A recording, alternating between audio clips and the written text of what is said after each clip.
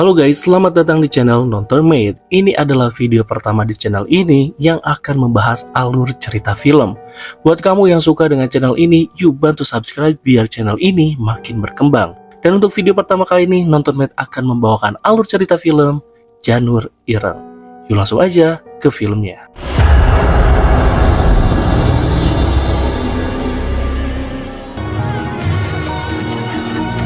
Cerita berawal di tahun 1997 di Jawa Timur.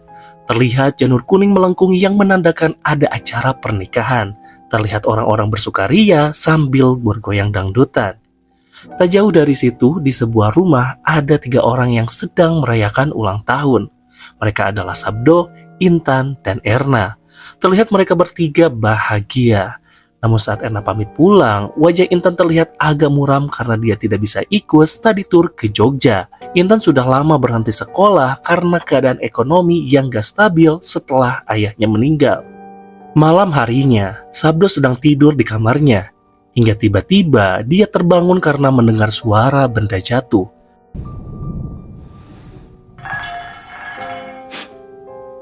Saat dicek, Sabdo dikagetkan adanya seekor kambing hitam bermata merah yang tiba-tiba muncul di dalam rumahnya.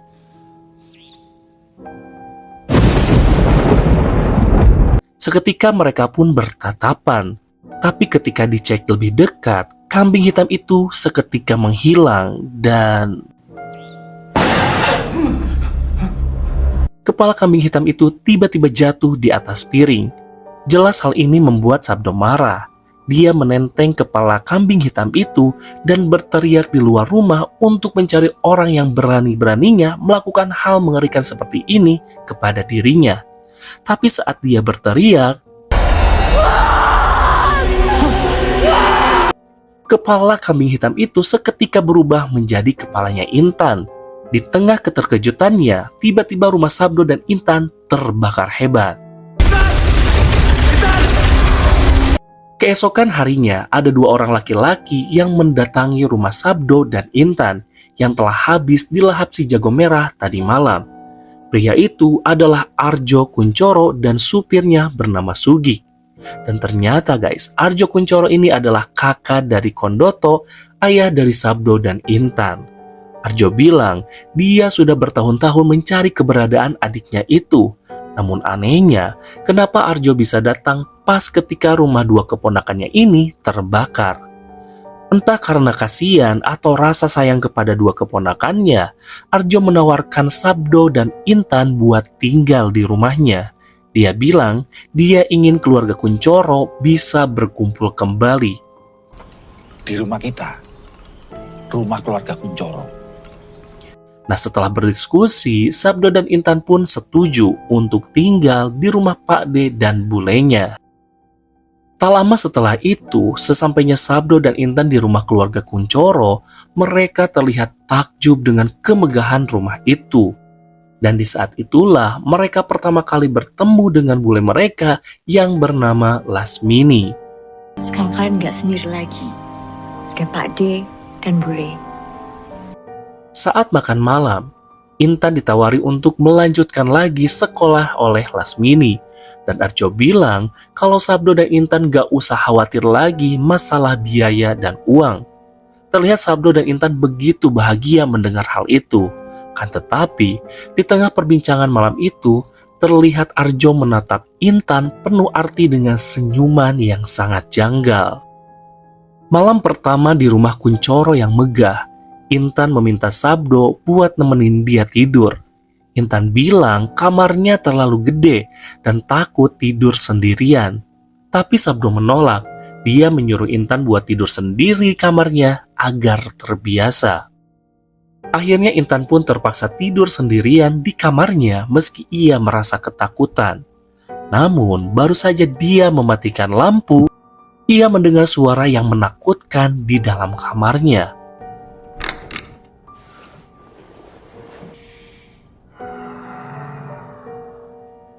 Sontak dia terbangun, hingga tiba-tiba dia ditarik dari atas ranjang oleh sosok hitam mengerikan yang ada di dalam kamarnya.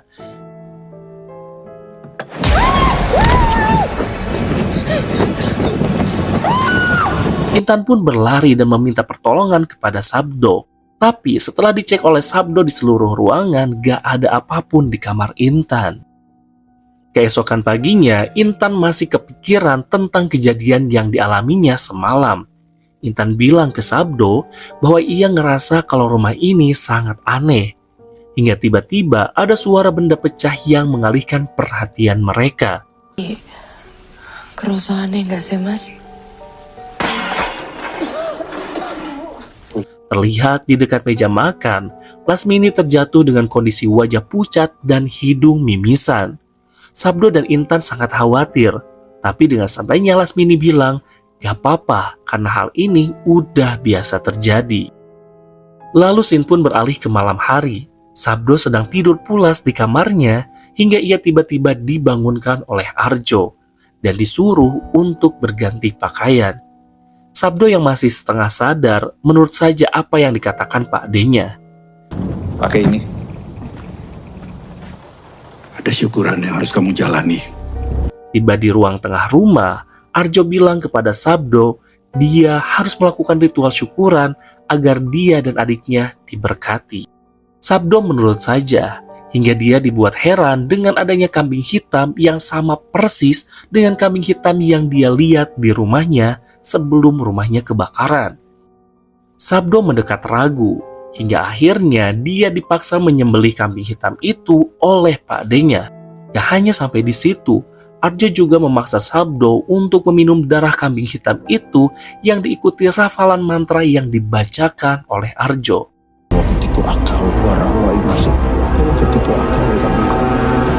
Dan ternyata guys, ini bukanlah ritual biasa. Ritual ini adalah penobatan Sabdo menjadi Canggu Songo.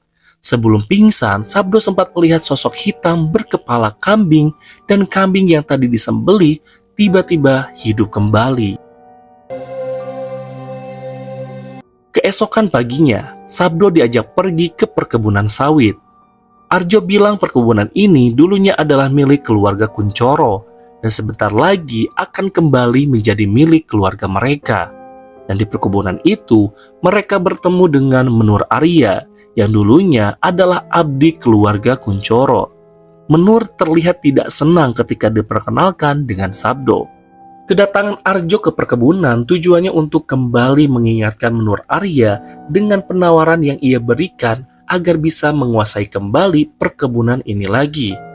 Karena saat ini, perkebunan ini telah dikuasakan kepada Menur Arya oleh keluarga Karsa. Alih-alih mendapatkan sambutan hangat, Arjo malah mendapatkan penolakan dari Menur dan membuat Arjo sangat kesal. Kalau saya terima tawaran Bapak, itu sama saja saya menjilat kotoran saya sendiri. Setelah dari perkebunan, Sabdo diajak ke kediaman keluarga Karsa. Kemudian Sabdo diperkenalkan pada anggota Terah Pitu, yaitu orang-orang yang kedudukannya setara dengan Arjo Kuncoro. Di sana ada Karsa Atmojo, Anggodo Prayogo, Pastika Gayatri, dan Lingga Codro. Terlihat mereka semua seperti tidak suka akan kehadiran Arjo dan Sabdo. Namun Arjo cuek aja, dia malah kembali mengingatkan tawaran yang dia berikan kepada mereka. Malam hari di rumah Kuncoro, Arjo kembali memanggil Sabdo untuk melakukan sebuah ritual. Yang sampai saat itu, Sabdo belum mengerti apa tujuan dari ritual ini. Sabdo kembali disuruh menyembelih kambing hitam, dan kali ini dia berani melakukannya sendiri walau dengan ketakutan. Tapi setelah itu, tangan Sabdo juga ditusuk oleh Arjo. Kemudian tangannya yang berdarah diletakkan di leher kambing agar darah mereka menyatu. Arjo bilang hal ini perlu dilakukan untuk melindungi keluarga. Hingga tiba-tiba mata kambing berubah jadi warna merah dan kambing itu kembali berdiri.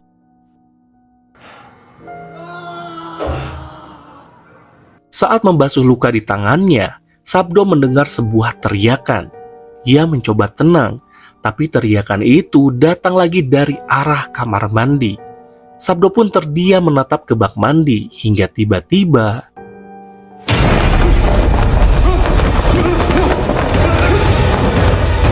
ada sosok Menur Arya yang berlari ke arahnya. Sabdo pun ketakutan, tapi sosok Menur Arya kembali ditarik ke arah kamar mandi dan mengerang kesakitan. Saat Sabdo cek, terlihat sosok berkepala kambing mencongkel mata Menur. Yang tiba-tiba bola matanya ada di tangan Sabdo. Lalu tak lama kemudian, Sugik datang dan mengambil bola mata itu. Iki Bentaurus. Loh, Mas Sugi. Keesokan paginya di meja makan, Sabdo bercerita keraguannya kepada Intan. Apakah keputusan mereka tinggal di rumah Arjo adalah keputusan yang tepat atau salah? Hingga tak lama kemudian, Lasmini dan Arjo ikut bergabung ke meja makan. Namun kembali Arjo bertingkah aneh. Ia membelai-belai rambut Intan dengan senyuman yang sangat mencurigakan. Terlihat Sabdo dan Intan kebingungan dengan sikap Arjo. Bahkan mereka tambah bingung ketika Arjo mencium mesra kepala Lasmini, seperti mencium kepada seorang istri. Karena yang mereka tahu, Pak De dan Bude mereka adalah adik dan kakak. Scene berpindah ketika Arjo memandikan Lasmini dengan air bunga. Terlihat Lasmini begitu lemah dan pucat. Arjo bilang bahwa mereka akan menemukan ranum yang baru. Dan Lasmini bisa berhenti untuk melakukan ini semua. Entah apa yang sebenarnya mereka lakukan dan rencanakan. Tapi di sini Lasmini menagih janji Arjo untuk tidak menyentuh Intan selama dia masih sanggup melakukannya. Selama aku masih sanggup, kamu gak akan menyentuh anak itu. Sementara itu di dapur, Intan tengah mengobrol dengan Lina, abdi di rumah Kuncoro. Intan melihat tanda yang ada di tangan Lina. Lina bilang semua pekerja di rumah Kuncoro memiliki tanda ini, yang artinya mereka adalah bagian dari keluarga Kuncoro. Lina pun pamit dan Intan pergi ke kamarnya. Tapi saat Intan berjalan menuju tangga, ia melihat sebuah pintu sedikit terbuka. Intan pun masuk ke dalam pintu itu, yang ternyata mengarah ke sebuah ruangan di bawah tanah. Dan betapa terkejutnya Intan ketika dia melihat budenya sedang digagahi makhluk hitam berkepala kambing dan bertanduk. Intan pun lari ketakutan dan memanggil kakaknya Sabdo. Namun anehnya, ketika mereka mengecek pintu tadi, pintunya tidak bisa dibuka.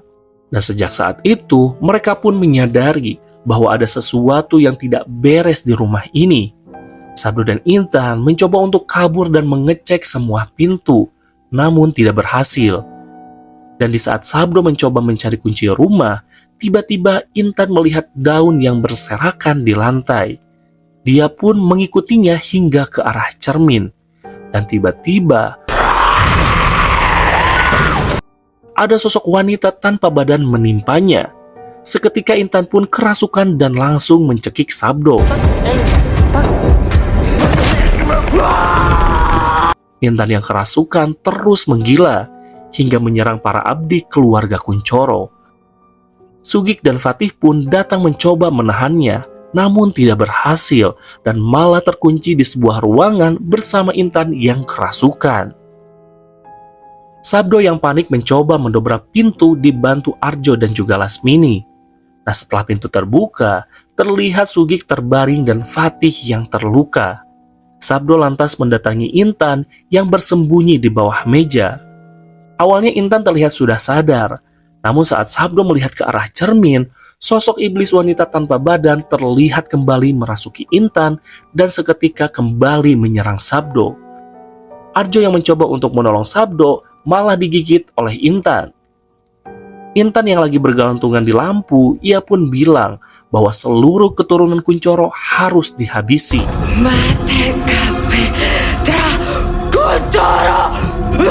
Lampu pun terjatuh dan Intan kembali menyerang Sabdo. Lasmini yang mencoba membantu dengan menutupi Intan dengan kain malah dicekik dan dibanting ke meja hingga terkapar.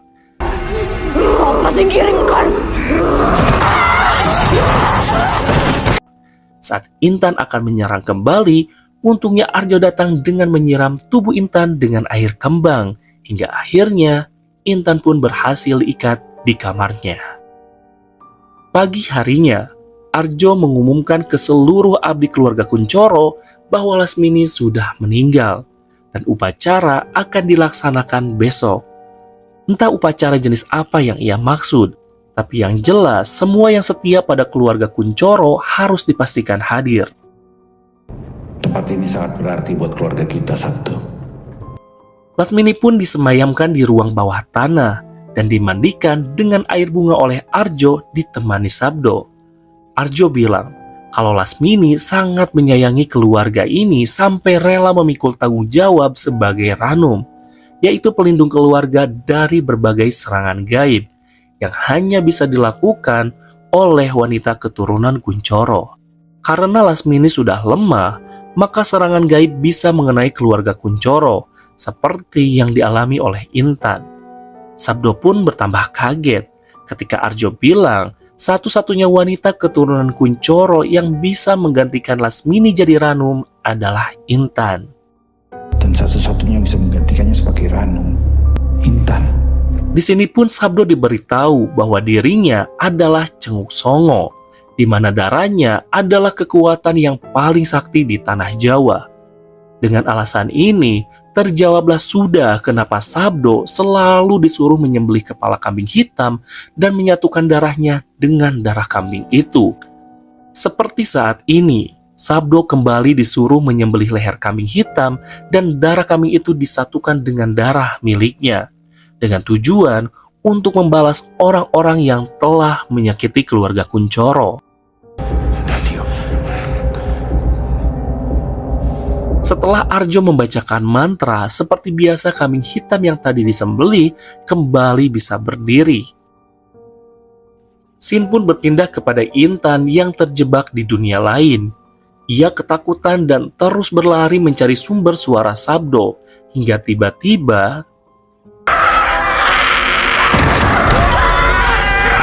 iblis wanita tanpa badan kembali menyerangnya.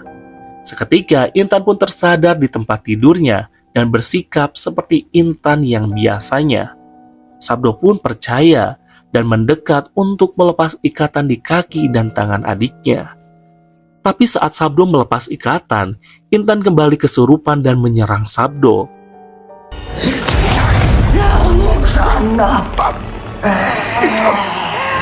Tapi saat itu muncullah makhluk peliharaan keluarga Kuncoro yang sekarang kita tahu namanya adalah Bokolono.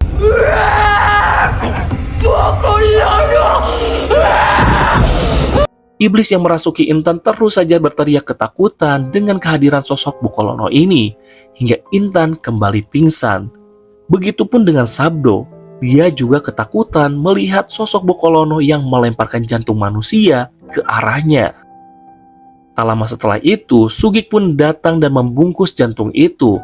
Lalu ia mengajak Sabdo ke suatu tempat yang bisa menyelamatkan Intan. Ini kita mau kemana, Mas? Ke tempat orang yang bisa menyelesaikan semua ini. Dan ternyata tempat yang dimaksud Sugik adalah rumah dari keluarga Karsa Atmojo. Di dalam rumah, Sabdo disambut oleh Mbah Karsa. Namun sebelum berbicara dengan Sabdo, Mbah Karsa lebih dahulu menghampiri Sugik dan melihat pergelangan tangan Sugik dan menyuruhnya untuk menghapus tanda keluarga Kuncoro di pergelangan tangannya. Yang artinya, selama ini Sugik adalah kaki tangan Mbah Karsa yang sengaja ditempatkan di rumah Arjo Kuncoro. Tapi Mbah Karsa beralasan kepada Sabdo, Sugik dikirim ke rumah Arjo justru untuk melindungi Sabdo dan Intan dari kebejatan Arjo Kuncoro. Disinilah Mbah Karsa mulai berusaha memanipulasi Sabdo. Dia bilang bahwa seorang Ranum wajib menikah sedarah dari garis keturunan Kuncoro, yang artinya Intan harus dinikahi oleh pakdenya sendiri, yaitu Arjo Kuncoro. Alasan ini juga menyebabkan ayah Sabdo meninggalkan keluarga Kuncoro, karena ia tidak ingin melihat Lasmini menikah sedarah dengan saudaranya sendiri, yaitu Arjo. Tradisi sesat keluarga Kuncoro ini sudah berlangsung selama ratusan tahun, hingga akhirnya kondisi Lasmini pun sudah lemah dan Arjo harus mencari Ranum yang baru, yaitu Intan, dan Canguk Songo, yaitu Sabdo. Bahkan untuk melancarkan rencananya, Arjo pun dengan tega menyuruh Sugik untuk membakar rumah Sabdo dan Intan agar mereka tidak punya pilihan lain selain kembali tinggal di rumah Kuncoro.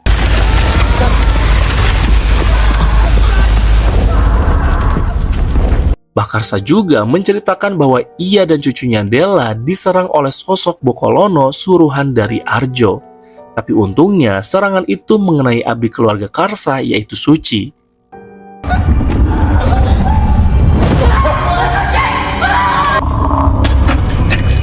Bakarsa juga menunjukkan foto menur Arya yang tewas karena serangan yang dikirim oleh Arjo sebelumnya dengan memanfaatkan darah Sabdo atau Canguk Songo. Karsa juga bilang kalau Intan menjadi Ranum, Intan akan dipaksa untuk melayani Bokolono, iblis peliharaan keluarga Kuncoro, yang hanya patuh pada perkataan Canguk Songo. Tapi Karsa juga bilang, ada satu cara untuk menggagalkan upacara itu dan menyelamatkan Intan, yaitu sebuah santet kuno yang sangat kuat, yaitu Janur Ireng. Ilmu yang hanya bisa dilancarkan sekali seumur hidup. Janur Ireng. Dan disinilah Mbah Sabdo menyampaikan maksud dan tujuannya, yaitu meminta bantuan Sabdo untuk melancarkan santet Janur Ireng itu. Sabdo pun pergi tanpa memperdulikan Mbah Karsa, karena yang jadi tujuan terpenting bagi dirinya adalah menyelamatkan Intan, adiknya. Sesampainya di rumah Kuncoro, Sabdo sangat marah melihat Intan yang sedang dipersiapkan dan didandani seperti pengantin. Ia coba membangunkan Intan, hingga tiba-tiba Arjo datang dan menyerang Sabdo.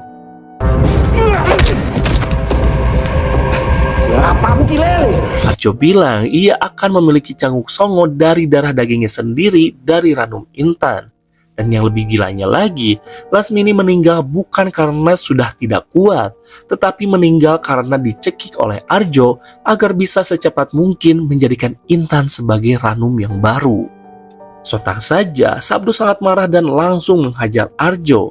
Tapi Sabdo kalah kuat. Dia dipukul balik oleh Arjo hingga pingsan dan diikat di ruang bawah tanah. Di sisi lain, Karsa sedang bertemu Pastika Gayatri. Ia meyakinkan Pastika Gayatri untuk ikut bergabung mengirim santet Janur Ireng ke keluarga Kuncoro. Karsa dan Cadro sudah setuju. Tapi santet Janur Ireng ini harus genap menjadi 4. Kalau tidak, santet itu akan kembali ke pengirimnya. Pastika Gayatri pun setuju, karena dia merasa Arjo harus segera dihentikan, kalau tidak malah mereka yang akan dibantai. Arjo harus dihentikan. Jika tidak, kita semua yang akan ia bantai. Sementara itu, suara gamelan terus mengalun di kediaman Kuncoro. Orang-orang yang setia pada keluarga Kuncoro semuanya telah berkumpul dan menyambut kehadiran Arjo Kuncoro yang akan menikahi Ranum yang baru, yaitu Intan. Sebelum acara itu dimulai, mereka pun terlihat membaca mantra bersama-sama.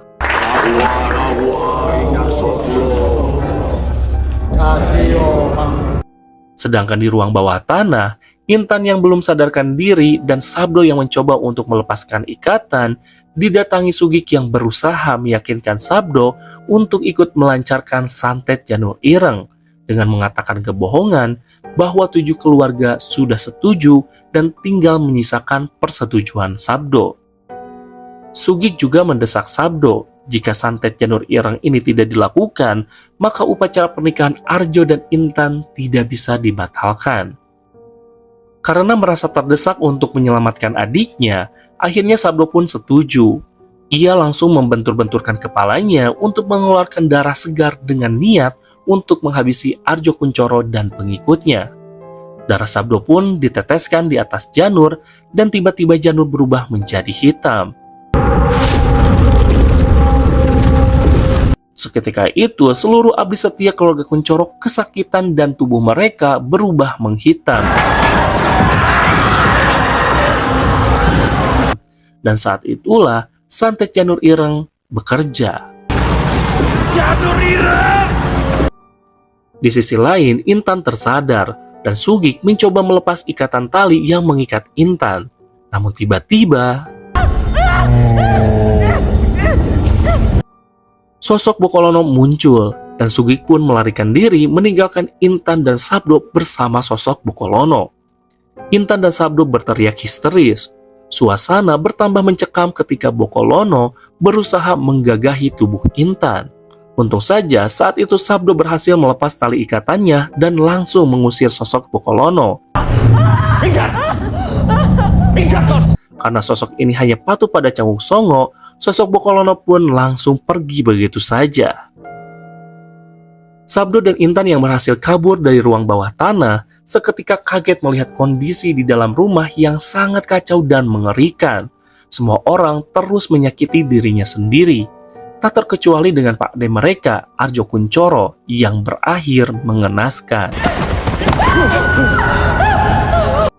Sabdo dan Intan terus berlari keluar rumah, hingga tiba-tiba Intan terjatuh dan tubuhnya ikut menghitam seperti keluarga Kuncoro lainnya.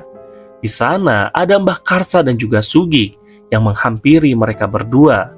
Dengan liciknya, Mbah Karsa bilang bahwa ia lupa mengatakan bahwa santet Janur Ireng akan mengenai seluruh keluarga Kuncoro kecuali Canguk Songo, yaitu Sabdo.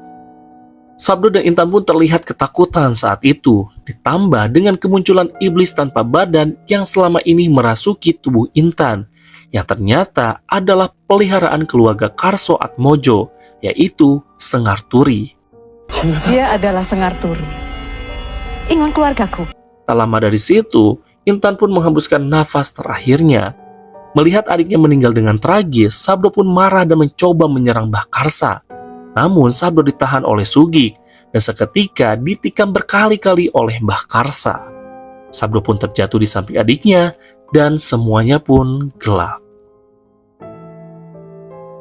Film ini ternyata nggak berhenti sampai di situ aja guys. Scene berpindah ke sebuah rumah yang memperlihatkan Sabdo di atas kasur. Dan ia baru saja tersadar. Ternyata Sabdo diselamatkan oleh Pastika Gayatri, anggota Terah Pitu. Erna sahabat Intan pun tiba-tiba datang menghampiri Sabdo. Gusti Tuhan. Pastika Gayatri bilang bahwa dendam Sabdo akan segera terbalas karena dia akan mengajarkan Sabdo untuk menguasai Sewu Dino. Di akhir film, waktu beralih ke tahun 2000, terlihat di kediaman keluarga Atmojo, Della sedang tertidur di kamarnya. Ketika itu, ia terbangun karena suara petir, dan dia kaget karena ada daun tebu di kasurnya, dan pintu kamarnya juga terbuka. Della mengecek keluar kamar, tapi tidak ada siapa-siapa. Dan saat dia kembali ke kamarnya, Sengar Turi muncul dan mencekik Della hingga Della pun kerasukan.